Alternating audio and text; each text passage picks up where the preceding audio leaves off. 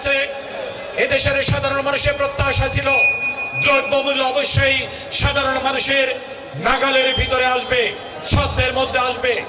এই কেয়ারটেকার সব গভর্নমেন্ট ব্যর্থ হয়েছে।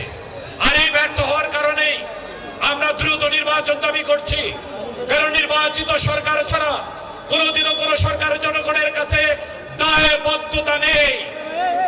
দায়বদ্ধতা নিশ্চিত করার জন্য এই তত্ত্বাবধায়ক সরকার যত তাড়াতাড়ি জনগণের নির্বাচিত সরকারের হাতে ক্ষমতা হস্তান্তর করবেন, তত তাড়াতাড়ি এই গণতান্ত্রিক সরকার এবং আমাদের দেশে সুশাসন প্রতিষ্ঠিত হবে। যদি এর ব্যত্যয় ঘটে আবার আমরা আন্দোলন করব। আমরা সাগরে পেতেছিলাম শয্যা, শিশিরে কিসের ভয়। শেখ হাসিনার বিরুদ্ধে দেড় যুগ আন্দোলন করেছি। আমরা চাই না হাজার হাজার রক্ত গুম খুনের মধ্যে দিয়ে যে সরকার প্রতিষ্ঠিত হয়েছে সেই সরকার ব্যর্থ হোক, কালিমালিপ্ত হোক। আমরা বিএনপি এই সরকারকে সফল হওয়ার সার্বিক সহায়তা করার জন্য প্রস্তুত রয়েছি।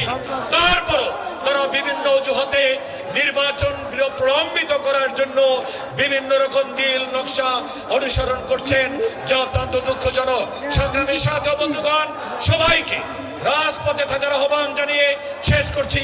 খোদা হাফেজ। বাংলাদেশ জিন্দাবাদ, বাংলাদেশ জাতীয়তাবাদী দল জিন্দাবাদ, শহীদ জামর হোক, খালেদা জিয়া জিন্দাবাদ।